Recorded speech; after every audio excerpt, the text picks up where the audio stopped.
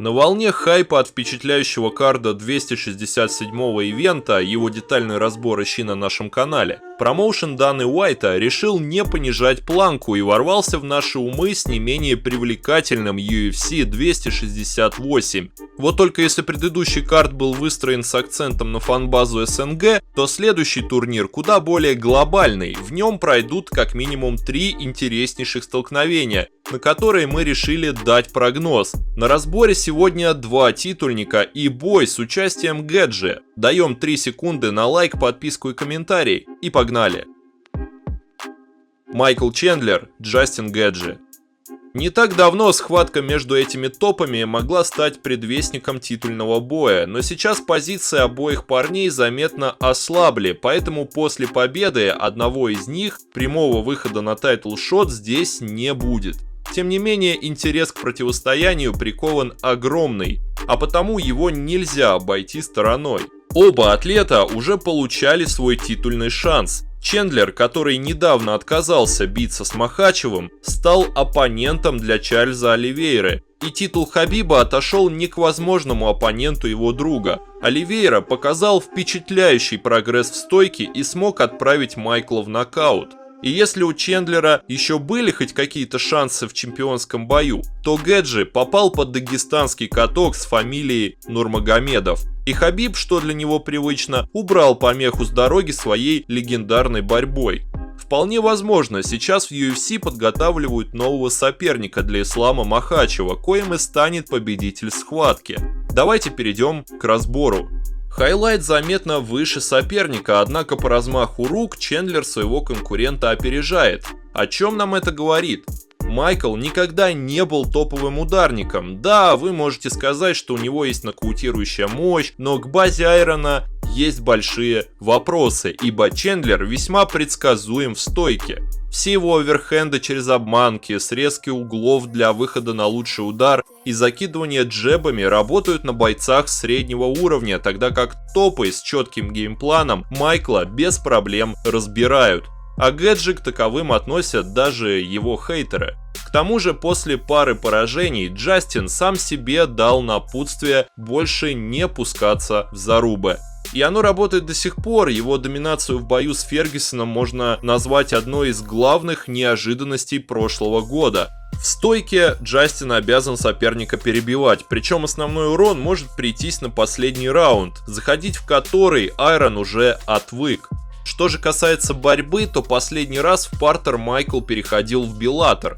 Да, он чуть не засабмитил Оливейру, но Чарльз сам зачем-то решил лезть на нулевой этаж. Чендлер не хочет бороться, но делать это он умеет. И если перед ним будет стоять задача выиграть любым способом, борьба – безусловный ключ к победе над Гэджи. И все же что-то нам подсказывает, что бороться Майкл не будет. И это что-то называется страстью Чендлера к деньгам. Ему необходимо признание, нужны бонусы от UFC, сражаться за которые придется в стойке. В непредсказуемой относительно победителя баталии сделать прогноз достаточно просто. Мы рекомендуем ставить на досрочную остановку боя, неважно какой она будет. Гэджи способен отлететь в партере, а Чендлера нокаутирующая мощь Джастина запросто может подбить. Здесь все понятно, так что погнали к титульникам. Роуз Намаюнас, Вейли Джан.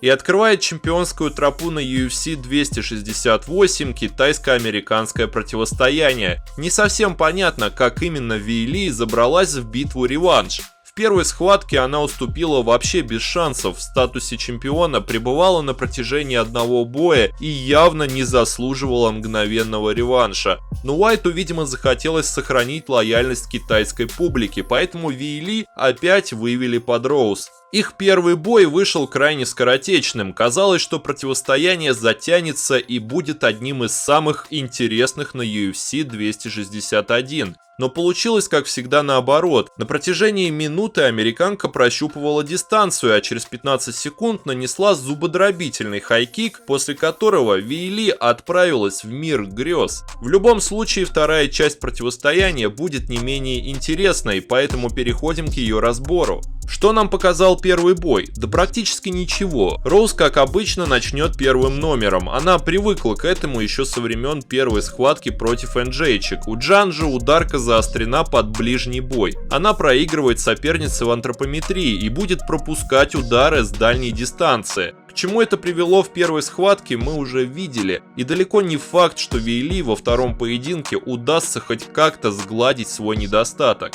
По поводу остальных навыков спортсменки вопросов нет, взрывная сила остается за ней, в стойке Вейли обязана киками подбивать ноги соперницы, дабы замедлять ее и вынуждать Роуз биться по своим правилам. Да и на чемпионской дистанции выносливость Вейли позволит ей атаковать активнее и чаще, по этому параметру, особенно в интенсивных битвах, Намаюнас проседает. При этом она спокойно будет клинчевать соперницу и постарается как можно чаще переводить китаянку в партер. В схватках с любителями ближнего боя именно столь вязкая манера ведения поединка является ключом к победе. Опытная американка это прекрасно понимает, поэтому еще один плюс Вейли может стереться путем сопротивления Роуз. В этом поединке мы видим явного фаворита. Вполне возможно, что уже не так громогласно, но Намаюнас должна будет забрать победу в схватке с китаянкой. Камару Усман, Колби Ковингтон. 15 декабря 2019 года под громогласный голос Брюса Баффера стартовал один из главных поединков в истории полусреднего дивизиона. Колби Ковингтон и Камару Усман должны были раз и навсегда закрыть вопрос о сильнейшем бойце дивизиона. И в отличие от многих других титульников, это противостояние было наполнено злобой. Октагон буквально кипел, а сам бой прошел не так, как планировали эксперты. Все ждали противостояния двух топовых борцов, а получили зарубу в стойке, причем зарубу плотнейшую. На протяжении без малого 5 раундов спортсмены шли ноздря в ноздрю. Бой напоминал какой-то баскетбольный матч, где все решится под самую сирену. Но ее заменил вой толпы. Баззер-битером стала серия панчей в исполнении Усмана. Колби упал за минуту до конца боя, поднялся, полез в борьбу, но не смог оправиться от урона. Плотным блокшотом в виде добивания Камару накрыл соперника. Конечно же, сразу после этого нигериец почивал на лаврах. Он во всех интервью говорил, что хотел подобного исхода, победы в 5-м раунде на классе. Однако бой был невероятно равным. Что же изменилось за без малого 2 года? Погнали к разбору. Во-первых, стоит отметить невероятный прогресс Усмана по части ударной техники. Еще тогда, на задворках 2019 года, ему предъявили за руки подушки. И именно к бою с Ковингтоном он начал прогрессировать в боксе. Тогда прогресс был виден, но техника все же была весьма корявой. Нокаутирующей же мощи у него не было вовсе, о чем нам говорят 175 пропущенных Колби ударов.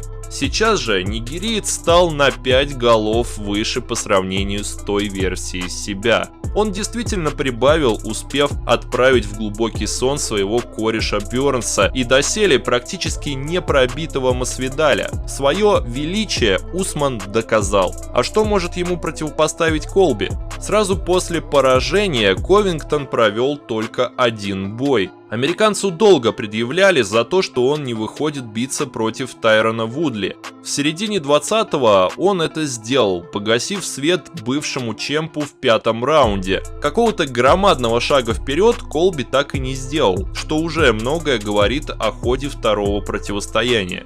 В борьбе сражаться с Усманом бесполезно. Конечно, Хаос может ввязаться в эту авантюру, но ничем хорошим она для него не кончится. Бёрнсу удалось подрубить Усмана в очной схватке, а Колби должен надеяться примерно на то же самое, прорабатывая только нокаутирующую мощь. Иначе этого гиганта не сломить. В случае победы над Ковингтоном он станет самым доминирующим чемпионом UFC. В чудеса мы не верим, хотя к Колби нельзя относиться без симпатии. Вне клетки он делает свою работу великолепно, но в октагоне нигерийский кошмар будет лучше. В этой схватке мы рекомендуем ставить на победу Камару Усмана. Таким образом, ставку на бой Гэджи мы предлагаем разыграть отдельно, а вот Роуз и Камару можно поставить в экспресс. Получится весьма боевитый кэф. На этом все. Как вам прогнозы? Своим мнением делитесь в комментариях и не забывайте про подписку на канал. С вами была команда MMA Express. Скоро увидимся.